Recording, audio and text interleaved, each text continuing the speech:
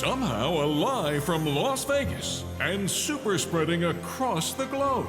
It's the second annual Fiducies Awards, 2020 edition. Tonight we honor the corporate and investor class heroes who've somehow managed to make a historically shitty year even shittier. And now, your host, Hal Sparks. Hal Sparks!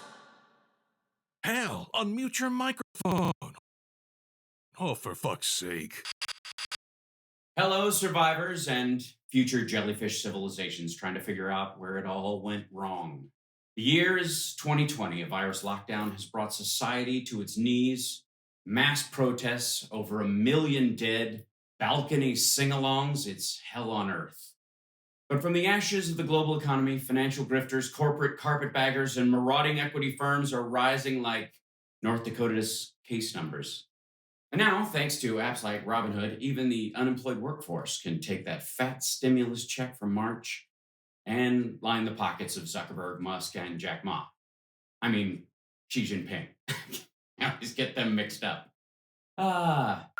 Hold on. I forgot to turn on the, where is it? There it is. Much better. By the way, Mark Zuckerberg is here, everybody. Fantastic, welcome. I don't want to pick on you, but you made $50 billion since March. You couldn't have saved one business? All those independent barbershops went out of business? You don't think one of them could have salvaged that homeschool bowl cut you're wearing? What do? Do you just march into a salon and say, "Give me the school shooter"? Excuse me, I have to push back my COVID mullet. Hey, look! It's Attorney Generalissimo. What are you frowning about, Bill Barr? You Iggy Koopa-looking bitch. The McCluskeys are here. You'll have to forgive me, but I don't know your first names, so I'm going to go with Karen McCluskey and his wife, Nancy. You know, we have a lot of awards to hand out today, and I'm very excited about this. But first, we want to remember our previous Fiducies winners who are no longer with us. Nah, fuck that. Cut the sad music. No, something else. Something peppy. Because seriously, this is all good news. We're talking, of course, about Wirecard, the German anti-fraud software company that, you guessed it, committed fraud. Now, they declared bankruptcy after 2 billion euros just up and vanished. But it's not just Wirecard that died. This Reichstag fire took with it the credibility of BaFin, the regulators who let it happen. BaFin banned short selling on Wirecard while 1/5 of their employees invested in the company. This is a huge red flag. And there are few things in this world scarier than a red flag in Germany. Marcus Braun, Wirecard CEO and Mike Myers cosplayer, was arrested on suspicion of accounting fraud and market manipulation. Yeah, suspicion. Jan Marsalek, the COO, escaped arrest when he claimed he was flying to Singapore to recover the missing money, but instead fled to Russia. He's now on Interpol's most wanted, but come on, I mean, when somebody says, "Wait right here, I'm gonna go get the money. I'll be right back," that's kind of on you. Hey, this is the Fiducies. It's time to give out some awards, and our first one is for the best real estate deal of the year. We all know the most important factors in real estate: location, Chinese money.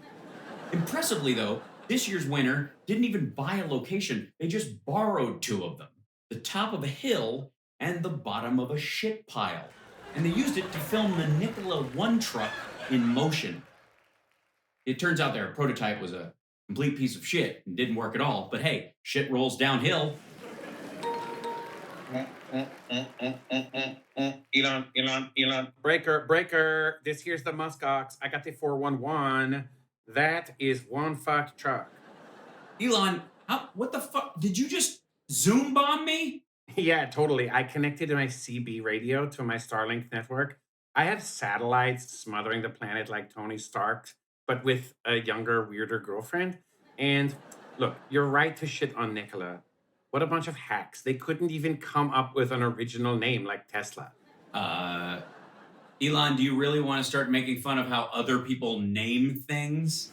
How dare you? My son X-A12 will be the first governor of East Mars. That's why Nikola will never catch up with me. You can't drive a truck to Mars. And they're lucky. In East Mars, no Earth laws can protect them. Well, I don't know. I mean, a lot of these police departments have huge budgets. They could probably get one of your Falcon rockets and weaponize it. There will be no police on Mars. I'm building Joe Rogan a studio where we can smoke blunts like ASAP Rocky on payday. It will be a utopian society where Mars patriots strip the planet for lithium in exchange for Bitcoin. Duh. And I will DJ. Elon, Elon, Elon, Elon, Elon, Elon, Elon. Space is the future, Hal. In space, nobody can hear your workers scream. We want a union. Delete. The point is that nobody needs that schmuck truck. We need our factories reopened without proper protocols and a hyperloop that goes one way to Branson, Missouri. Jing, ow. Well, have fun on Mars, you red-pilled lunatic. Elon, Elon, Elon, Elon, billion, billion, billion, billion. Kanye 2024. By the way, Nikola was a special purpose acquisition company, or SPAC for short. They raise funds on the market to buy a company to be named later, and they're not even allowed to tell you what company they want to buy, which is why they're known as blank check companies. Now, I have to say, the most fun SPAC by far is the one headed up by Shaq. That's right, we have a Shaq SPAC. You know, if they wanted to crap money away, they could have just made Kazam too. And here's the thing, I would love to see Shaq go shopping. I just don't trust what he would buy me. Fuck! To present the winner of the SPAC of the year, Muddy Waters' own Carson Block. Oh, hey, Hal.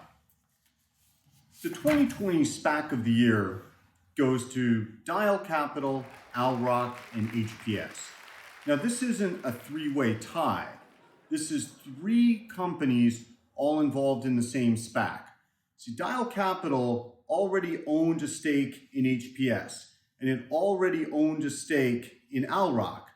Then HPS raised a SPAC, and now they've announced that Dial Capital and Owl Rock are going to merge together into the SPAC. This financial centipede is more ass to mouth than even a German Scheiser video. So to those of you about to get incredibly wealthy off of some stupid financial engineering and ultimately scamming some retail bag holders, we sort of salute you. Thanks a lot, Carson. And by the way, Room Raider gave you a 4. That's kind of a dick move. You know, it wouldn't be the 2020 Fiducies unless we had a best COVID scam. Billionaire George Carfunkel.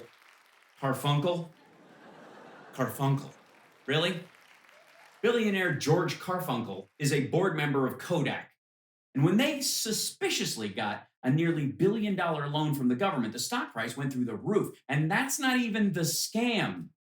Carfunkel then reduced his tax burden by kindly donating up to $116 million in the inflated stock to Chemdas Yisrael, a charity synagogue that he runs and also doesn't exist. Look, man, if you want to get away with money laundering, don't hang it on a line outside your window. And finally, the private equity The World Is Not Fucked Enough award. Lots of incredible options for an even more fucked up world this year, but after careful consideration, we have to give it up to Leon Black of Apollo Global Management. Well, not so much give it up as let him take it. See, Leon didn't kill his career himself. His downfall came when it was discovered that he wired Jeffrey Epstein $50 million after Epstein was convicted for his sex crimes. Black defended the move, saying it was only for estate planning and philanthropic advice. That's a pretty steep price for anyone to plan your estate, but it's suspiciously high for someone who wasn't an accountant and isn't allowed within 500 yards of the question, what should be given to my grandchildren? Now, Black claimed that Epstein wasn't involved with Apollo, but if you look at their portfolio, it's got Epstein's creepy hands all over. I mean, why else would they acquire jacuzzi brands and Chuck E. Cheese? I mean, I hope the lockdown didn't kill your deals with duct tape and unmarked vans. Oh, I'm being told that Donald J. Trump is on the line. Oh my, is that true? Mr. Trump, are you there? It's actually Donald Justice Trump, Hal. And yes, I'm here. Where the hell do you think I am? I've glued myself to the Resolute desk. That's what I call the downstairs guest bathroom here at the White House. And here we are. We're still here and we're doing great. What are you doing these days? We're just hanging out, you know what I mean? And we're still recounting ballots. I've got my people on it. We're recounting ballots. It's very unfair. This election is very unfair. These ballots are very bad. So, is there any chance in this recount that you're going to be able to convince a single state to flip 20,000 votes? That's a lot. I mean, You know what? I'm not talking about the big election. I'm talking about your Fiducies awards, which are a huge scam. And I think you've been very unfair to Leon Black. I don't think you should have given Leon Black the worst private, whatever, the worst finance private money thing, a dark money, a dark web or whatever. I think it was very, very unwise for you to do that. you were pals with Jeffrey Epstein and Leon. How close were they? Did they hang out a lot, or were they? You know what? We don't know Leon very well. I don't think I know him very well. We love the blacks. We love Leon and we love our blacks, but we don't know him. I don't think I've met him actually, and I haven't met Jeffrey either.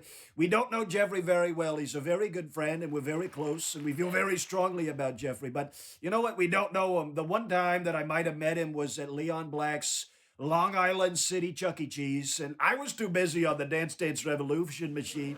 I was doing a big Dance Dance Revolution, so I was too busy on that machine to even meet Jeffrey. They said, hey, put down the pizza and meet Jeffrey. And I said, no, I want to keep eating this terrible pizza and playing Dance Dance Revolution. I mean, I got the highest score you've ever seen. As far as revolutions go, it was the dancingest. That was back when revolutions were pure, by the way. Now you've got Antifa, who are doing a very bad revolution. They're doing a very bad, and Bernie is the king of Antifa, and they're throwing soup and they're throwing rocks, and they're not very dancy. They're not doing a dancy revolution. I don't think they're very happy. They're not very happy. The only dancing that they're doing is moonwalking out of the polls with all of the ballots marked for Trump. That's all that Antifa's doing. They're doing a big moonwalk. Okay, all right, okay.